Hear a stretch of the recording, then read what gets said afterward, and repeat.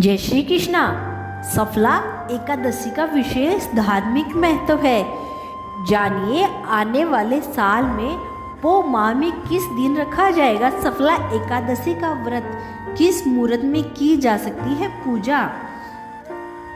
हिंदू धर्म में एकादशी का विशेष धार्मिक महत्व होता है। माना जाता है कि एकादशी के दिन व्रत रखने पर भगवान विष्णु प्रसन्न होते हैं और जीवन से कष्टों का निवारण होता है। एकादशी का व्रत रखने पर मोक्ष की प्राप्ति होती है और एकादशी की पूजा हवन जितना पुण्य देती है। पंचांग के अनुसार पौ माह में सफला एकादशी मनाई जाती है।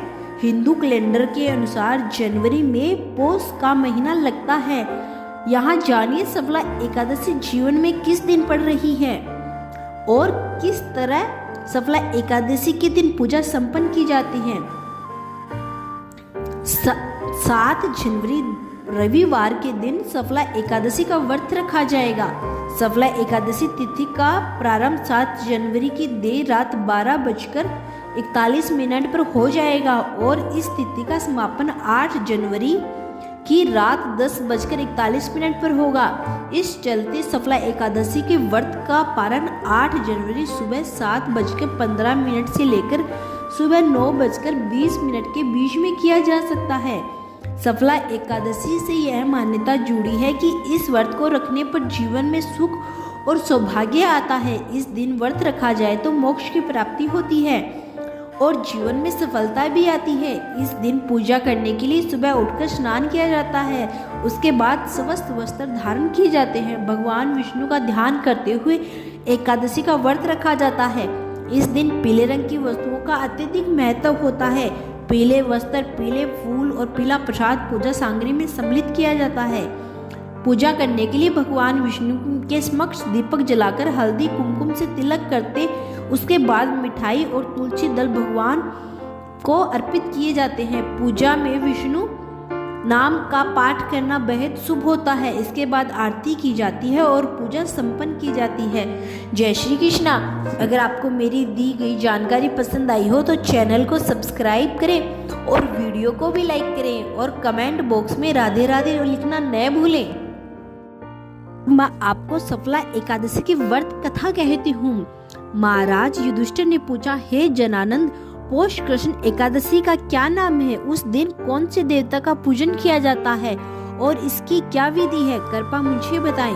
भक्त वत्सल भगवान श्री कृष्ण कहने लगे कि हे धर्मराज, मैं तुम्हारे स्नेह के कारण तुमसे कहता हूँ कि एकादशी के व्रत के अतिरिक्त मैं अधिक से अधिक दक्षिणा पाने वाले यज्ञ से भी पसंद नहीं होता हूँ। अतः इससे अत्यंत भक्ति और श्रद्धा से युक्त होकर करें। हे राजन, द्वादशी युक्त पौष कृष्ण एकादशी का महात्म तुम एकांचित होकर सुनो।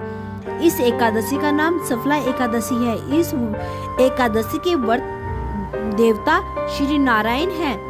विधि पूर्वक इस व्रत को करना चाहिए, जिस कारण नागों में शेष नाग, पक्षियों में गरुड़, सब ग्रहों में चंद्रमा, यज्ञों में अश्वमेध और देवताओं में भगवान विष्णु श्रेष्ठ हैं। इसी तरह सब व्रतों को एकादशी का व्रत करते हैं। वे मुझे परम प्रिय है। अब इस व्रत की कथा कहता हूँ। मेरी पूजा के लिए ऋतु के अनुकूल फल, नारियल, नींबू, निवेद आदि 16 वस्तुओं का संग्रह करें। इस सामग्री में मेरी पूजा करने के बाद रात्रि जागरण करें। इस एकादशी के व्रत के समान यज्ञ, तिथि, दान, तप तथा और कोई दूसरा व्रत नहीं है। 5000 वर्ष तप करने से जो फल मिलता है उससे भी अधिक सफला एकादशी का व्रत करने से मिलता है। हे राजन, अब एकादशी की कथा सुनो। चंपावती नगरी में एक महिषीमान नामक का राजा राज्य करता था। उसके 4 पुत्र थे। उन सब में लुमक नामक वाला बड़ा पुत्र राजपुत्र महापापी था। वह पापी सदा परम स्त्री और वेश्यागमन तथा दूसरे बुरे कामों में अपने पिता का धन नष्ट किया करता था। सदैव ही देवताओं, ब्राह्मण, वेश्याओं की निंदा किया करता था। जब राजा को अपने बड़े पुत्र के ऐसे कुकर्मों का पता चला तो उन्होंने उसे अपने राज्य से निकाल दिया। तब वह विचार करने लगा कि मैं कहाँ जाऊँ, क्या करूँ। अंत में उसने चोरी का निश्चय किया। दिन में वह वन में रहता और रात्रि में अपने पिता की नगरी में चोरी करता था तथा प्रजा को तंग करने और मारने का कुकर्म करता था। कुछ समय पश्चात सारी नगरी भयभीत हो गई। वह वन में रहकर पशु आदि को मारकर खाने लगा। नागरिक और राज्य के कर्मचारी उसे पकड़ लेते, किंतु राजा के भय से छोड़ देते। वन की एक अति प्राचीन विशाल पीपल का वृक्ष था। लोग उसकी भगवान के समान पूजा करते थे।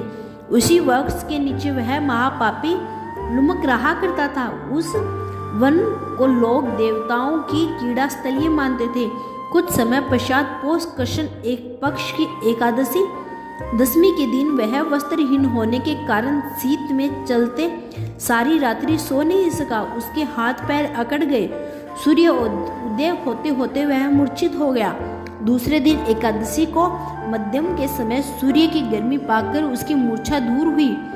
गिरता पड़ता वह भोजन की तलाश में निकला। पशुओं को मारने में वह समर्थ नहीं था, अतः पेड़ों के नीचे गिरे हुए फल उठाकर वापस उसी पीपल वृक्ष के नीचे आ गया। उस समय तक भगवान सूर्य अस्त हो चुके थे। वृक्ष के नीचे फल रखकर कहने लगा, हे भगवान, अब आपके ही अर्पण है ये फल, आप ही तृप्त हो जाइए। उस रात्रि को दुख के कारण उसे नींद नहीं आई। उसके इस उपवास और जागरण के कारण भगवान अत्यंत प्रसन्न हो गए और उसके सारे पाप नष्ट हो गए। दूसरे दिन प्रातः एक अति सुंदर घोड़ा अनेक सुंदर वस्तुओं से सजा हुआ उसके सामने आकर खड़ा हो गया। उसी समय आकाशवाणी हुई कि हे राजपुत्र, श्री नारायण की कृपा से तेरे पाप नष्ट हो गए हैं। अब तू अपने पिता के पास जाकर राज्य प्राप्त कर। ऐसी वाणी सुनकर वह अत्यंत प्रसन्न हुआ और दिव्य वस्त्र धारण करके भगवान आपकी जय हो कहकर अपने पिता के पास गया। उसके पिता ने पसंद होकर उसे समस्त राज्य का भार सौंप दिया और वन का रास्ता लिया। अब लुमक शास्त्रानुसार राज्य करने लगा। उसके स्त्री पुत्र आदि सारा कुटुंब भगवान नारायण का परम भक्त हो गया। वृद्ध होने पर वह अपने पुत्र को राज्य का सारा भाग सौंपकर वन में तपस्या करने चला गया और अंत समय में वैकुंठ को प्राप्त हुआ।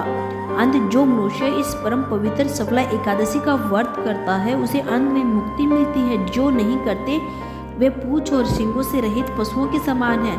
इस सफला एकादशी के मातम को पढ़ने अथवा श्रवण करने से मनुष्य को अश्वमेध यज्ञ का फल मिलता है। प्यार से बोलिए जय श्री कृष्णा, राधे राधे। अगर आपको वीडियो पसंद आई हो तो चैनल को सब्सक्राइब करना न भूलें।